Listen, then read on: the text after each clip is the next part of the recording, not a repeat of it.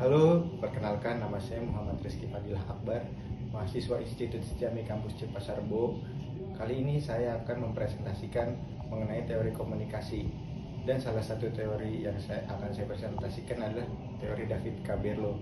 Mau tahu bagaimana kelanjutan presentasinya? Silahkan ditonton.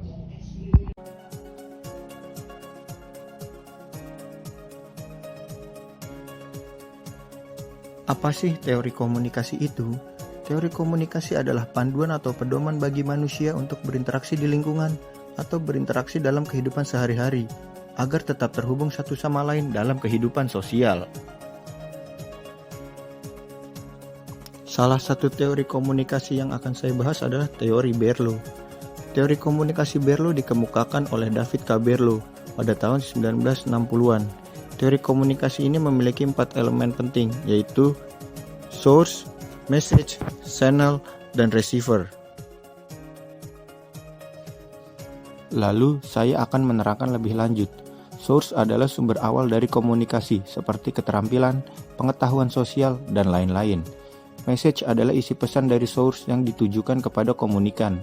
Lalu selanjutnya ada channel, yaitu saluran atau media yang digunakan untuk mengirimkan pesan kepada komunikan. Dan yang terakhir ada receiver, yaitu pihak yang menerima pesan dari source, baik itu individu maupun kelompok.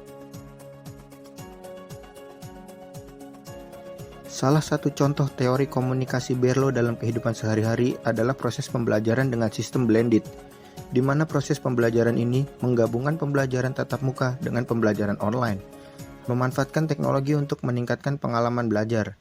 Untuk lebih jelasnya, mari kita lihat video berikut ini. Pembelajaran dengan metode e-learning kini terus dikembangkan di dunia pendidikan, termasuk dunia pendidikan di Indonesia. Penerapan metode e-learning bisa dijalankan 100% secara online learning atau pembelajaran online, dapat pula dijalankan melalui kombinasi online dan pertemuan tatap muka di kelas yang disebut dengan metode pembelajaran blended learning. Apa itu blended learning? Jadi, secara sederhana, blended learning adalah model pembelajaran di mana penyampaian materi atau aktivitas pembelajaran dilakukan dengan kombinasi aktivitas tatap muka di kelas dan melalui fasilitas digital. Manfaat menggunakan metode blended learning ini adalah pembelajaran lebih fleksibel, efektif meningkatkan hasil belajar peserta pelatihan, meningkatkan engagement atau keterlibatan peserta pelatihan, dan meningkatkan kepuasan peserta pelatihan terhadap pembelajaran. Hingga saat ini, ada macam-macam atau jenis model blended learning yang sudah dikembangkan. Berikut ini adalah 3 jenis blended learning pilihan Freshminds yang dapat kamu terapkan. Yang pertama, Flipped Classroom Blended Learning. Dimulai dengan pembelajaran peserta belajar yang dilakukan secara daring atau jarak jauh dengan materi yang sudah disediakan sebelumnya.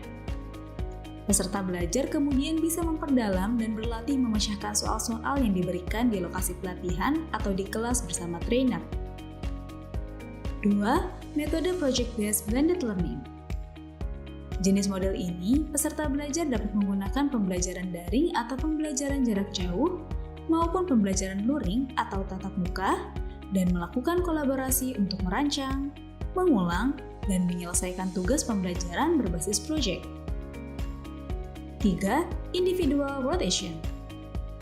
Individual Rotation Blended Learning ini merupakan model pembelajaran yang memungkinkan peserta belajar untuk memutar materi melalui platform yang telah dirancang oleh pengajar. Pada model Individual Rotation Blended Learning ini, peserta belajar hanya perlu menjalankan pembelajaran dalam aktivitas yang telah dijadwalkan dan disediakan dalam platform mereka. Nah, bagaimana Fresh People? Tertarik untuk menerapkan model pembelajaran blended learning? Jangan lupa klik like dan subscribe channel ini ya, agar Fresh People tidak kelewatan informasi penting dan menarik lainnya. Let's unfolding with Fresh Minds Indonesia.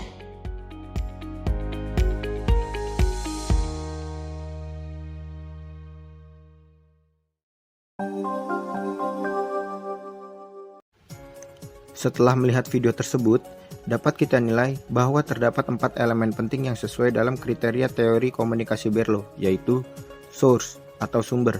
Source atau sumber di sini yaitu dosen atau guru yang memiliki sumber pesan yang dipengaruhi oleh pengetahuan dan keterampilan komunikasi. Lalu ada message atau isi pesan. Message atau isi pesan yang dimaksud di sini adalah ilmu pengetahuan dan materi perkuliahan atau pembelajaran yang diberikan oleh dosen atau guru kepada mahasiswa atau muridnya. Selanjutnya adalah channel atau saluran. Channel atau saluran yang dimaksud di sini adalah peralatan yang digunakan oleh guru atau dosen untuk menyampaikan isi pesan kepada murid atau mahasiswanya. Peralatan yang digunakan biasanya adalah laptop, handphone, aplikasi Zoom, Google Meeting, dan lain-lain. Jika pembelajaran tatap muka, maka channelnya adalah penglihatan dan pendengaran, karena dosen atau guru juga mengajar lewat lisan dan menulis di papan tulis. Dan yang terakhir ada receiver atau penerima. Receiver atau penerima pesan yang dimaksud di sini adalah mahasiswa atau murid, di mana mahasiswa atau murid menerima dan memahami materi yang disampaikan oleh dosen atau guru, sehingga komunikasi lebih efektif.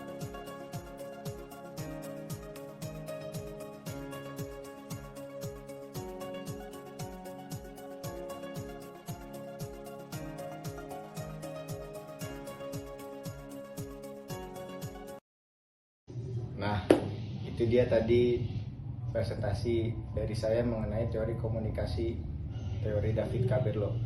Kurang dan lebihnya mohon maaf. Wabillahi taufiq wal hidayah. Wassalamualaikum warahmatullahi wabarakatuh.